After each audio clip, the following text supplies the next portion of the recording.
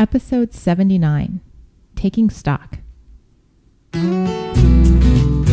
This is the One Extraordinary Marriage Podcast, home of the 7 Days of Sex Challenge, featuring your hosts, the authors of the groundbreaking new book, Stripped Down, Tony and Alisa DiLorenzo.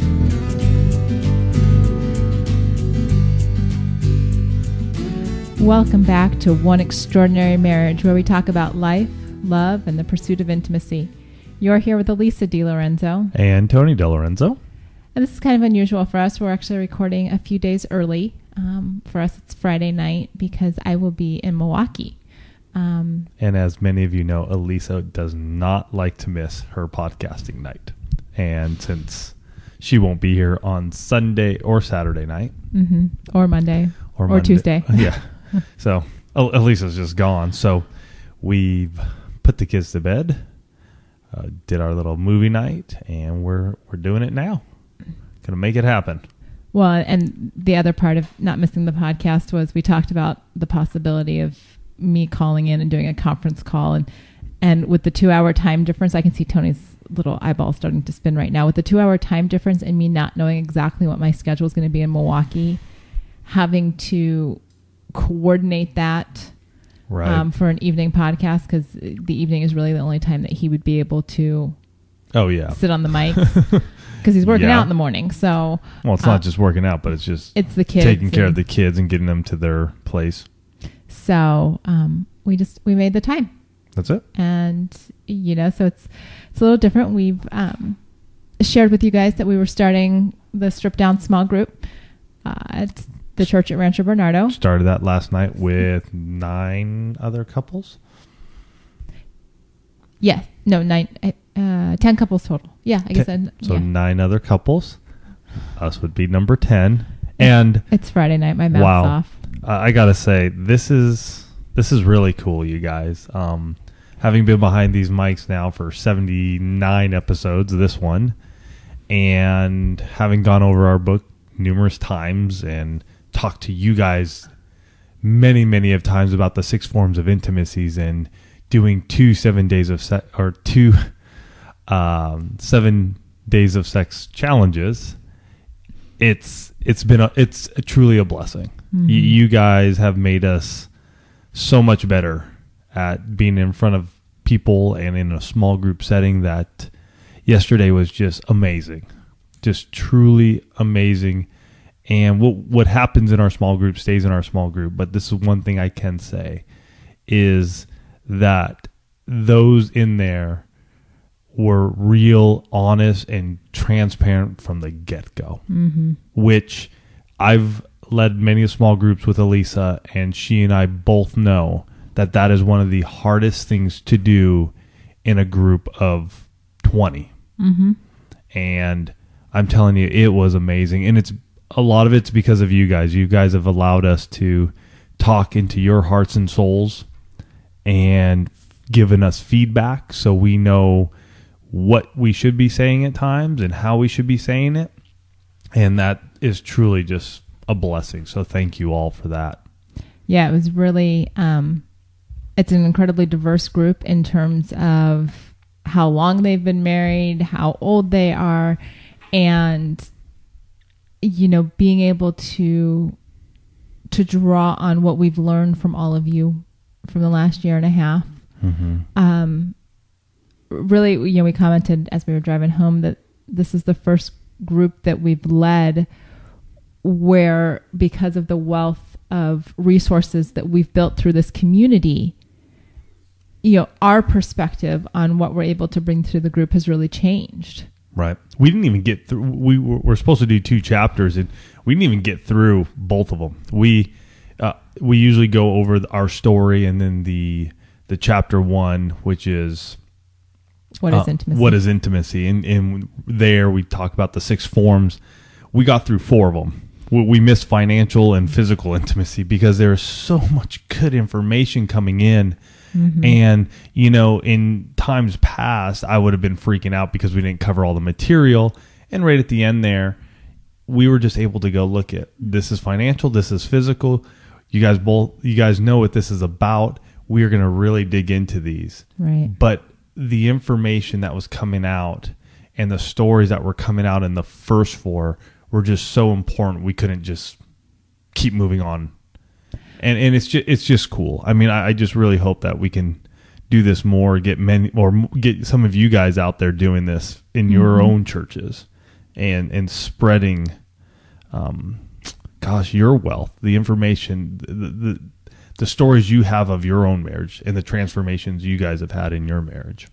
And that being said, you guys know that if you ever chose to lead a small group on Strip Down, obviously the website and all of the resources on the website are available to your small group. So if they need additional information, that we've covered in a podcast, you guys know it's there. Yeah, you don't have to be the expert. You just need to be the conductor.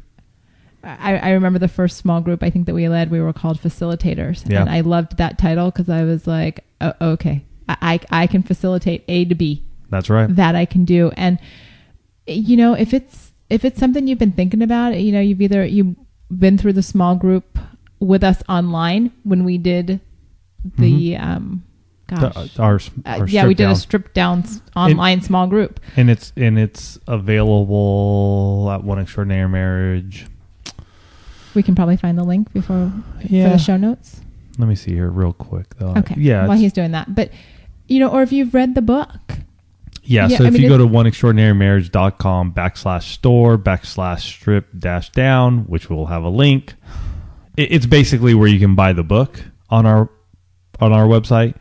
If you go down halfway through the page, maybe it'll say click here for the Strip Down Small Group podcast. And if you click that, you'll have, how many episodes did we do there? A bunch. 6. We did 6 weeks.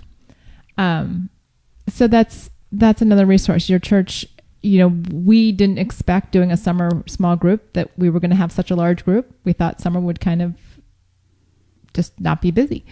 But there was a real need. In fact, we actually closed the group because you get too many couples in a small group and it's not a small group anymore.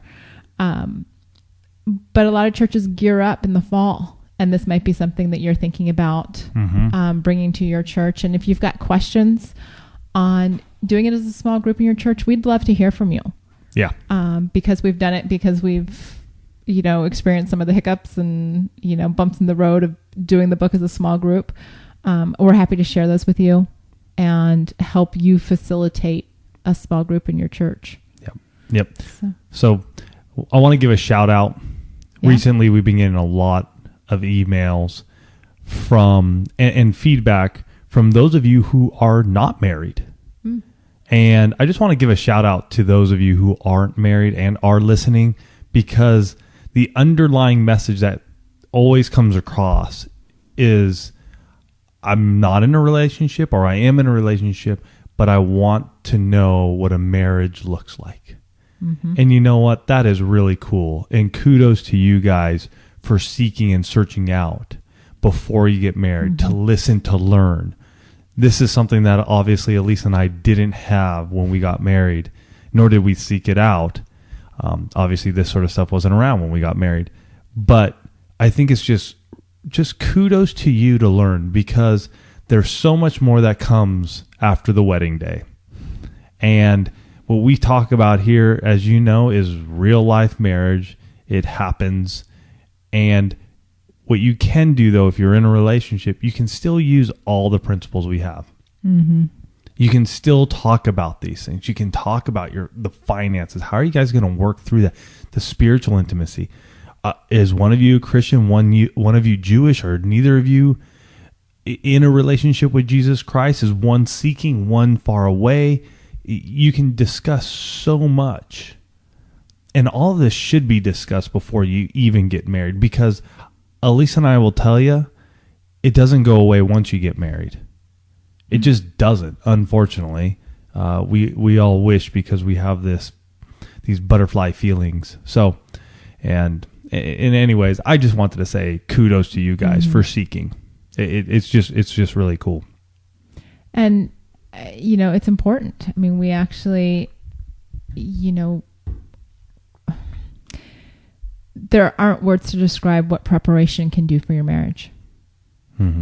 Your future spouse, whether you're in a relationship right now or you're just trying to get information to help you be a better spouse somewhere in the future. Being prepared, having some of these tools in your tool chest is an amazing gift. Mm-hmm. And it's one, whether you're not, if you're not married or if you are married and you're just building up your tool chest, like the couples that are in our small group, they're building up their tool chest of, what do we do when? We're stuck here. How do we, I just found this out about my spouse. For example, Tony shared last night in our small group, and obviously since this is about us, I'm okay sharing it. Well, we've talked about it on We've the podcast. talked about, but I'm just, you had given the caveat at the beginning that what happens in the small group stays in the small group, but. Right. Well, this is about us. So that's what I said. So Tony mentioned last night, we're very transparent about his addiction to pornography, and, where that even came back up a year and a half ago when we were, in the midst of all of the book and everything else. And, he tells me about those experiences when he was in, traveling to the East Coast and, picking up women at a bar and, kind of testing his boundaries. And, it's one of those things where it doesn't matter when you get sucker punched. Mm-hmm. You've still got to have the tools, the resources to carry you through that. We shared and I'm actually going to transition into the topic tonight. Taking stock it's all about taking stock of your relationship. Where are you? And we talk often about sort of that state of the marriage conversation that you have with your spouse, but sometimes you need to take stock of where you are. And last night was that for many of the couples in our small group. Mm-hmm. They were able to sit there, and as we are going through the intimacies, they're just taking stock of where they are. Right. And out of that, for Alisa and I, it's, hey, we need to take stock of our own marriage. Mm-hmm. And one of the areas that I feel that we have been lacking, I'll own up. Yeah. Is just taking the lead. Mm-hmm. It's been slightly frustrating. I'd say probably the last 2, maybe even going on 3 weeks, maybe more, maybe a month. I have to say, I'm always impressed when you use the word slightly, because you don't slightly anything. So it's been frustrating. Just take the slightly out of there. No, I'm not saying this to belittle your point. I'm just saying this because you're never slightly frustrated. You either are frustrated or you're not. Well, no. So if you're bringing it up, you're frustrated. Well, at this point, I'm frustrated. When I'm trying to have sex, I'm not frustrated. I just want to have sex. So in the moment, I'm not. Let's put it that way. Okay. In the moment, I'm not frustrated. I know we're going to have sex. When we're away from it, though, yes, I'm slightly frustrated. I'm not completely frustrated. No, I've learned over the years, but it's just, I was sitting there going, we're still doing our intimacy lifestyle, but I have noticed more and more there is very little advancement from Alisa, even on her nights when she knows she should be doing it.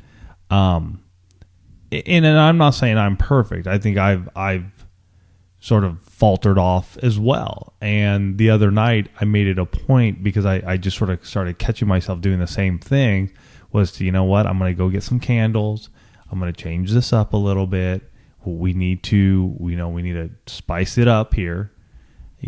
Get cinnamon and nutmeg. Yeah. Get the aromatherapy going.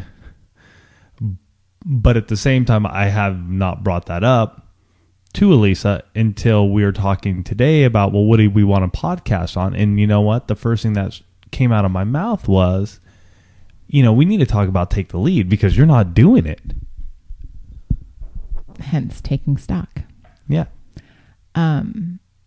Because we all get into ruts at time in our marriages. Right. We do. And, part of taking stock, Tony said that, and I immediately owned up to it. I don't have an explanation for why. I'm not going to go down the path of making excuses. Well, I've been really busy, or I just haven't done it. So, the funny part is that we are recording this on a Friday. This is the last of my 3 days. We did actually have sex on Thursday. Yeah, but I initiated. No. But what I'm saying is right. I'm not counting that as mine. I'm just saying we did have sex. So we're in a position where it's the last of my day. So I know we're having sex, but it's also it's kind of like the flowers thing you mentioned a couple of weeks ago. So now that you've mentioned it and I'm going to do it, you have to understand that I know that you want me to take the lead. So things will be a little different tonight. And it's just partly because you brought it up and partly because it's my last day.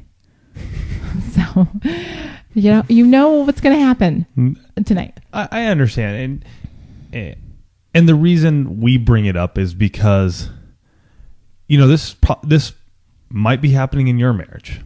And it doesn't have to be in the form of sexual intimacy, but it might just be, you want to do something different at date nights,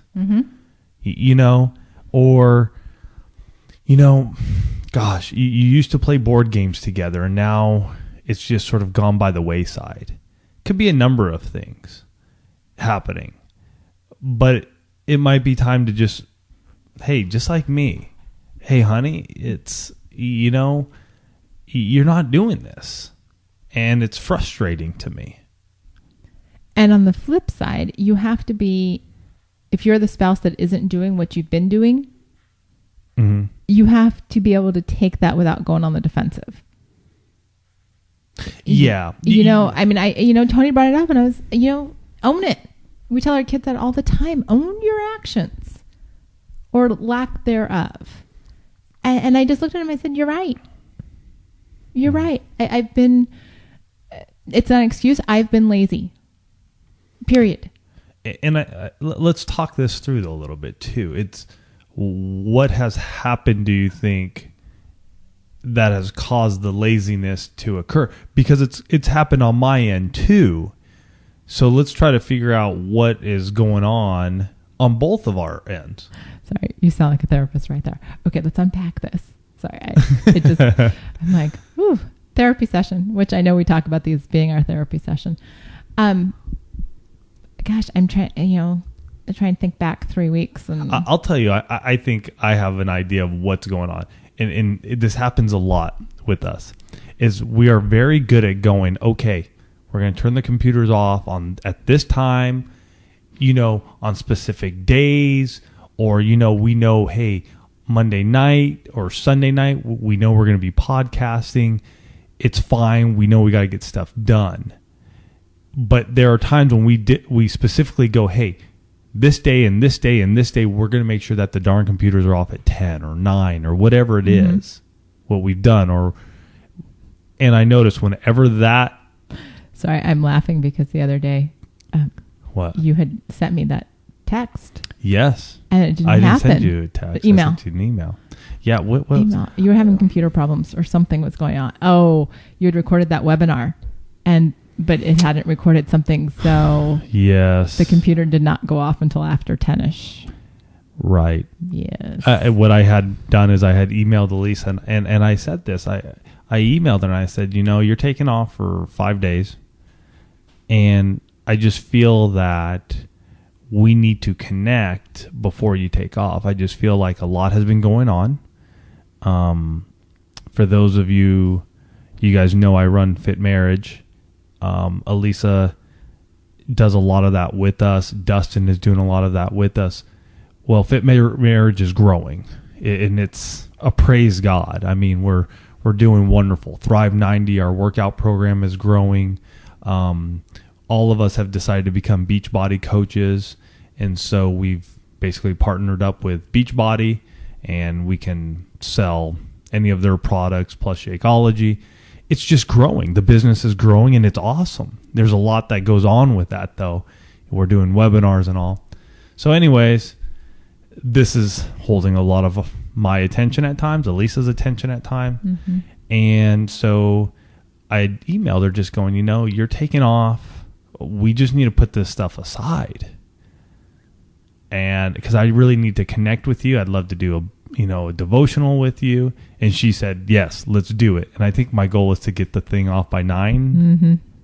Yeah. And so, like she said, We had a webinar that night. Dustin and I had a webinar that night. Went great. My screen flow didn't capture the audio portion of it. And we had to get that replay out the next day to all those who weren't on the live webinar. So Dustin then had to get the recording from his end, send it over to me, and I then had to screen flow the recording again, which was another hour. I had to make sure that all worked out, and then edit it, upload it, and get it all set up. Just to show that life happens, even when you make plans. Yeah. And, that's not an excuse, but he was obviously that had to get done. Yeah. And there was nothing I could do about the fact when I hear the, from the garage, knowing, that's not good. That's not good. I know. And I was so just like, oh my goodness. Cause I felt like I was breaking our obligation there, obviously. So and he knew it. So it was not my place to say, hey dude, you getting off your computer? What are you doing? Right. Cause you had come in and told me, here's what happened. I'm like, all right, well, it's going to be what it is. Me getting cranky about the fact that we're not having our time together starting at 9:00 is going to do nothing, right, but exacerbate the problem. And that does not lead to intimacy. Picking on your spouse when they're already down does not lead to furthering any type of intimate moments. We've learned. Tried that in the past. It does not work so well. Right. So when it comes to taking the lead, though, and we've been at this, again, folks, we've been at this since, I always forget, is it 2 years now or 3? It's 2008, so it's 3, it's coming up to 3 years in August. No. No. Oh, 3 years since we started the 60-day. Oh, okay. I thought you were talking intimacy lifestyle, No. which would be 2 years. No, but I'm saying we've come, we've really been working on our marriage almost for 3 years now, and we get into these. Okay, what's going on? Why is this happening? How do we change it up again? What do we need to do to find that excitement again? And I'm not saying that the sex was horrible. Believe me, it's still wonderful. It's getting there. Yes, it's getting. And for those of you out there who like being pursued, there's a lot that goes into that. And as a guy, it's sad, but I don't think we hear it enough. We really enjoy it. We do. I don't hear many of my guy friends saying that unless I bring it up. And it has to be something with this machismo ego stuff many of us have. But when I bring it up to a group of guys, I'll tell you, the majority of them are like, oh my gosh, I would just love it if my wife pursued me. And so there's a lot there. And so when it's not happening in our marriage, I feel like, okay, is something, what's up? What's happening? Is it, I am spending a lot of time on this other stuff and I need to hone it back. I need to connect with Alisa. So we need to start talking through this. Mm-hmm. And so we can work through it again. I will say, whenever you get into these situations, when you get into these little ruts, don't let them keep going. Yes, for us, it's probably been about 3 weeks to 4 weeks. It usually takes me about that long to sort of see the pattern. Right. It takes time to see a pattern. So you want to nip it as quickly as you can. You don't want to sit around and let it just keep on going and going. And then, a year later, you're like, well, for crying out loud, we haven't done that in 12 months. Nip it early, talk about it, bring it up so you can work through it. For us, changing it up means I think we just need to get outside of the house a little bit more. there are some times in the distant future or in the distant past, where we would get outside of it. We'd get into the car. We'd take those times on our date nights. Okay, I have to laugh at the car thing because we shared with our small group last night about the 7 days of sex challenge. And, we're talking about the videos that we did every day. And Tony mentions the fact that, change of scenery, get out in your car. And so these couples start looking at each other like, I'm so glad we don't live next to each other. And I'm thinking, they're all going to go they're all going to go take us up on this change of scenery thing. There's going to be cars shaking all over San Diego. Awesome. So that's what we need to do. Just kind of a funny thing, the way they're all like, oh, I'm glad you're not neighbors. Mm-hmm. So just as an aside, it was just kind of a funny comment from last night, the way everybody kind of giggled when we mentioned it, because we're not teenagers. And so the idea of having sex in a car for adults, capital A, for some people that's really foreign. I never had sex in a car until I was in my 30s. And then it was the whole, wow, look at what we're doing. Yeah. I'm in my 30s, but it had the excitement. And that's sometimes when you find yourself in a rut, you need to do something like change of scenery. You need to do something like maybe you're in the living room. We had this conversation with them last night because we talked about, having sex in your living room, and they know that we have children. And so the question was asked, well, what about the trips to the bathroom and the trips to get a drink of water and this kind of stuff? And Tony's like, yeah, you just wrap a blanket around you and, shoo one off to bed while the other one, gets a chance to get dressed, and then vice versa. And, but there is that thrill. Mm-hmm. There's the thrill of, capturing I don't even know what word I was trying to use there. I don't either. Having a moment in the middle of the day, going for a quickie when, if you do have children and they're running around and you're like, yeah, we got 5 minutes. They're here, there, and everywhere. And, lock the door. Worst thing that happens is mommy and daddy's door is locked. Right. And I want you guys to hear something right now if you're not catching it. We're talking to you, but as we're talking to you, we're talking to each other. Right. We're discussing this, and so as Alisa's bringing those things up and are saying them, I'm listening and going, okay, those are things we can do and things that I can do on my next night when it's my turn to take the lead. So as you can see, you need to be talking about certain things, and you got to be listening to your spouse and hearing those cues, what they're saying. And keep in mind, nothing that I'm saying costs you money, necessarily takes you out of the house. Granted, the car thing, but, that could happen on a date night. Yeah, coming back from a meeting, coming back from, wherever. A park. Have your emergency kit handy. That can happen anywhere. But it's getting your brain working again, because often when we find ourselves in a rut, it's because one or both of us has gotten lazy. And I'm owning it in this case. I'm not saying that this is a Tony problem. This is an Alisa thing. But as a general rule, when you find yourself in a rut, it's due to laziness. Laziness and maybe even indifference. Because you've gotten lazy and you're like, yeah, it's working.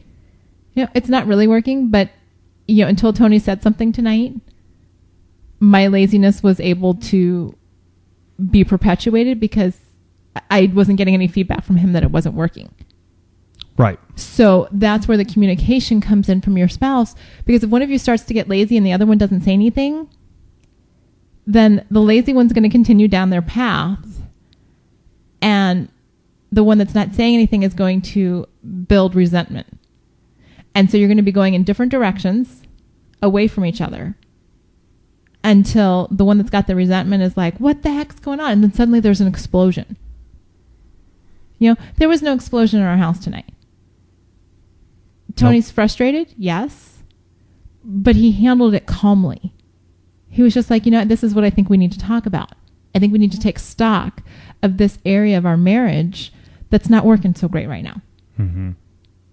And it's not that the physical isn't working, it's the initiating.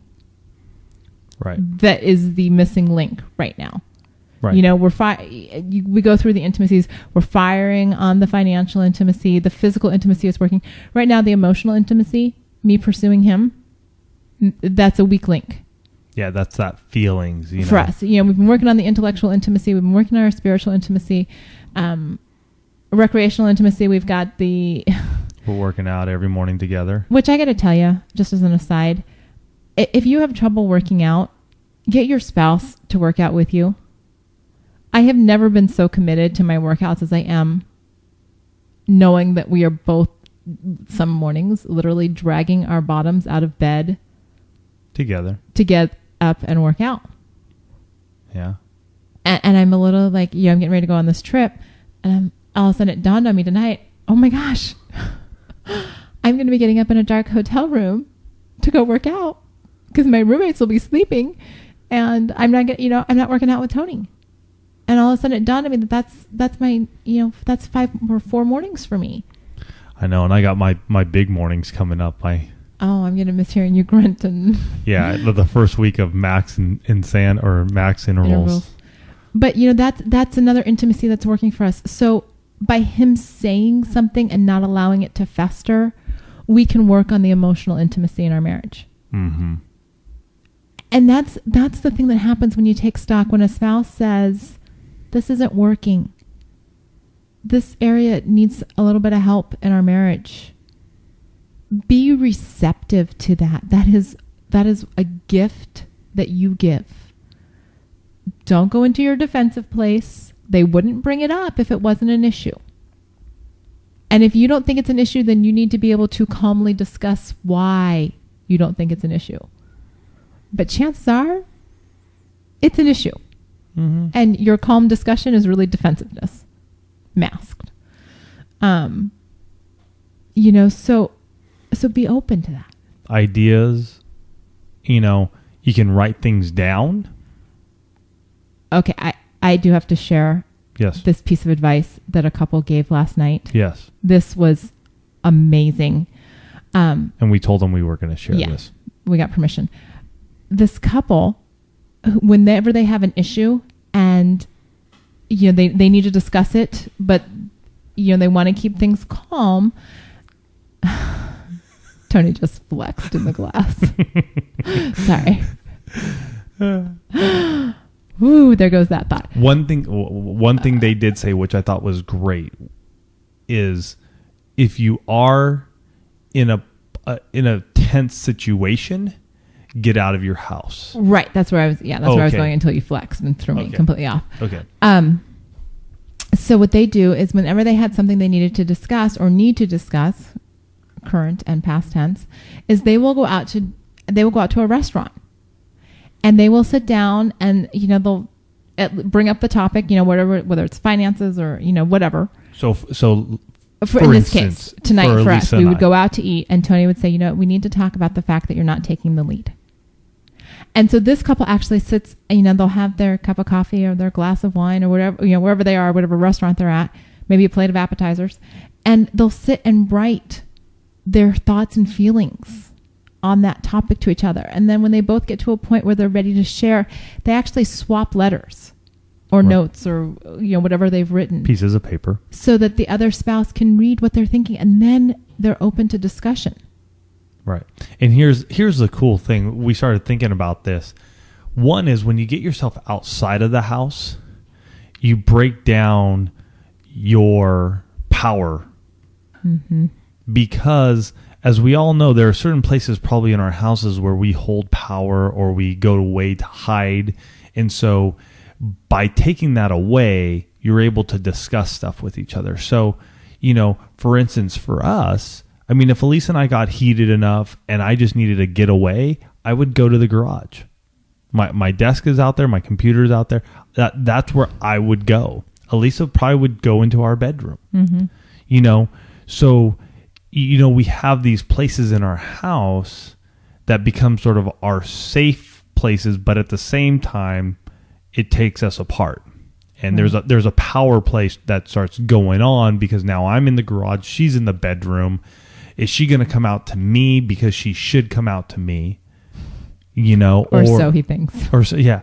But that's what's going on in our mind. She needs to come to me because she is the one who isn't taking the lead. She should know better than this. This is going on, and I hold this power because I'm sitting in my garage. By getting out of our house and going to somewhere like a restaurant and doing the note writing, passing it, we can't do that. Mm-hmm. We got to talk like adults. We can't be like little kids pouting. We have 8 and 5-year-old here.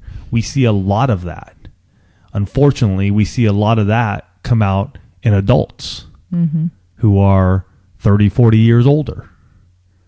So this is a really cool thing that I think many of you, Anna, Lisa, and I, are going to put into action. Mm-hmm. And the other thing that she said that it helped them be able to do was because they were having that adult conversation and they were in a public place, it made them control their emotions. Mm-hmm. So they weren't flying off the handle. It doesn't turn into a screaming match because guess what? You're sitting in the middle of a restaurant. You're not going to draw attention to yourself. It's human nature not to draw attention to yourself when you're in a restaurant. Because just think of the crying baby and how bad that mom feels. And you're just like, oh, I don't want to be that person. Can I say something that happened this week? Sure. You just brought that up. I was in Starbucks on Wednesday. Oh, okay. Oh, and we got something else we got to mention too.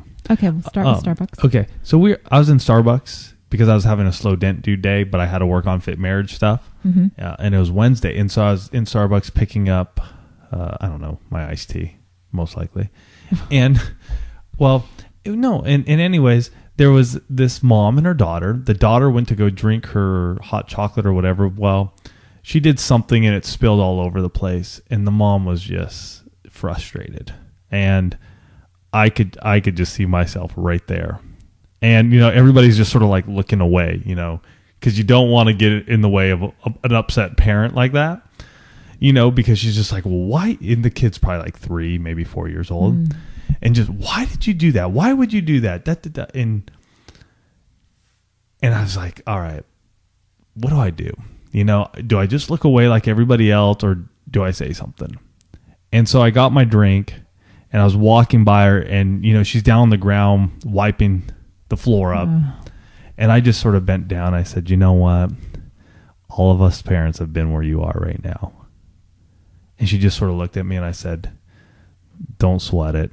I go, just take a deep breath and it's all good. And she just smiled and she said, thanks. And I walked away and I got my laptop out and I was just working on my stuff. And a little while later, she comes walking by and she goes, you know what? Thank you so much. And I just had to mention that. Whenever you can spread the love, folks, do it. That's a valuable, just a valuable item that you can give. I keep using it. We're talking about gifts a lot tonight. And I hate using the word over and over again, but I can't think of a better word because when we are frustrated with life, sometimes it helps to be reminded that we're not the only one, whether it's, going through something with our spouse. And the only way I would say about that is don't complain to your friends. Go to a counselor, find somebody else, or within the confines of a small group. Not that you're complaining about your spouse, but you need to be able to share without getting into the whole bitch session. And I'm just gonna call it what it is, because you know how strongly we feel about complaining about spouses simply for the act of complaining about spouses. But you need to know you're not alone. And that's what what the One Community has really done is let people know that whether they're dealing with financial issues or they're dealing with, my husband doesn't want to work out or, whatever it is, you're not alone. That mom now gets to, probably drove home that day, not screaming at her child, just saying, you know what? Okay, really? How many kids have spilled hot chocolate in that Starbucks? Right. Probably hundreds. They do it. It's what kids, they're not paying attention. Elbows go. I mean, we had, just as a side note, there was a time in our family's life where our children did not have drinks at dinner. They could have a drink before dinner and they could have a drink after dinner, because as they were both growing and going through different things, every single meal, I think for a week, somebody spilled a drink, and finally we're just like, either with a lid on your cup or no drink at all. I know. You know, and you just have to remember, people go through what you're going through in marriage. Maybe not the exact same scenario, but they go through it. Mm-hmm. You know, and that's why it's important to take stock of where you are, take stock individually, take stock of your marriage. And like Tony said, you don't let things fester. You know, 3 to 4 weeks, if you start to see a pattern, then you need to bring it up. Don't wait a year. Mm-hmm. Don't wait 6 months, because that drift that starts to happen gets harder to close. Right. You have to catch the drift as soon as you're aware of it. You have to catch those behaviors that can be detrimental to your marriage. Because if you don't, the potential for them to unwind your marriage is greater. Mm-hmm. You know, not that what we're, you know, not that this whole not taking the lead right now is, you know, this huge wedge in our marriage. But if I suddenly stop taking the lead forever. Well, and if I didn't bring it up. Then it could. You know, it just could, because it is vital to our marriage. It is vital to how we interact with each other in our bed. And there are lots of different components to your marriages that are vital. Mm-hmm. You know what they are. You know what makes your marriage hum along. You know what makes it, you know, hit the brakes at a moment's notice. So when you find yourself in those breaking situations, you need to let your spouse know. You know, we're slamming on the brakes. I'm not sure what's going on here. You know, we need to get back on the smooth road. We need to have this conversation. We need to be in a good place so that we keep moving forward together. Yeah, and like we told our group last night, it's been said over and over and over again, but I cannot overstate the importance of communication, of having those conversations with your spouse where you say, I think we need to talk about this. I think, you know, this is not feeling good to me. This is not working in our marriage. You know, I'm feeling like, you know, Tony, I'm feeling like you're not pursuing me. Mm-hmm. You know, and own up. Own up to what you're doing or you're not doing. Because that tells your spouse that you care. If you're willing to take responsibility, you care. Right. It's when you stop taking responsibility that you've got bigger warning signs in your marriage. But you guys are listening to this podcast because you care. So own up. Right.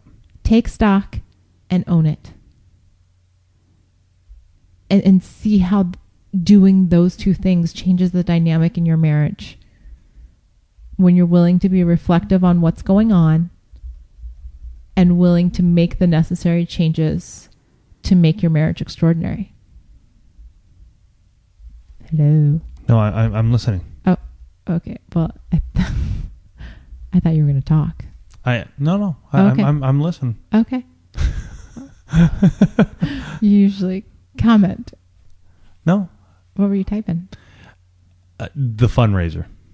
Oh, okay. I'm just trying to get all that together. Okay. I'm sorry. Like, you're not with me right now. No, I am. Okay. Well, when I stop and you're typing. Okay. Yeah, I just wanted to get this together. Okay. I'm sorry. Do you want to just share about it again? We haven't shared it yet. That's why I want to get it out there. Okay. I thought we had talked about it last week, but maybe not. No, we didn't. Okay. Because I didn't get it set up till this week. Okay. So for all of you who know, my buddy Nick was killed 3.5 weeks ago while riding home, and he left behind a 12-year-old son, an 8-year-old daughter. After this happened, we were approached by our friend Dawn at Intentional Moments about doing an Intentional Moments iParty. And for those of you who've heard of Intentional Moments, they're a great Christian company that sells intimacy products for Christian couples and other couples as well. And they got great stuff, quality stuff. Alisa and I have some dice from them, a sort of like a Connect 4 game from them. We got scratchers that we haven't used enough of them. Maybe we can take the lead with that one. And so Dawn approached us and said, I would love to put together this iParty for you guys. And anybody who purchases through the party, we will donate 30% to the Nick Venuto Memorial Fund, which will benefit his kids. And we thought, you know what? This is a win-win, because you guys hopefully are looking at ways to enhance your intimacy. And at the same time, we would love to be able to give a donation to the Venuto kids on behalf of the One Extraordinary Marriage community. So there'll be links in the show notes, but if you want to go to it, you're going to go to intentionalwives.com,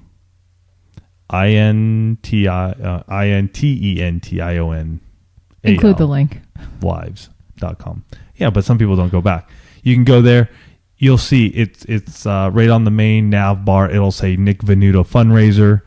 So check it out. We would love for you to purchase something for you guys, and knowing that it's benefiting my dear friend's kids. Well, and just one other thing, when you go on their website, they have a lot of products just even for women, like spa type relaxation stuff.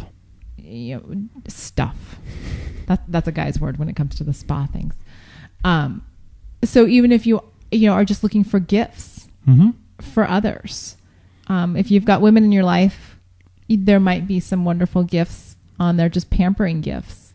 It doesn't necessarily have to be, obviously we want to enhance your marriage through these products, but if you're thinking, I don't know that we want anything or need anything, maybe there's something there in their products. They really are a wonderful company and have come alongside us, not only through this fundraiser, but have also sponsored in previous 7-day challenges. And we're just feel very privileged that they would make this offer to help Nick's kids.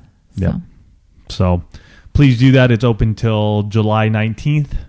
So make it happen. The more we all do something for our marriages, we also help, like I said, my dear friend. And with that, thank you guys for a wonderful, wonderful evening. We hope you have a fantastic week. If there's anything you need, please don't hesitate to call us at 858-876-5663. You can email me at asktony@oneextraordinarymarriage.com. Or ask Alisa at oneextraordinarymarriage.com. And have a wonderful time, and we love you.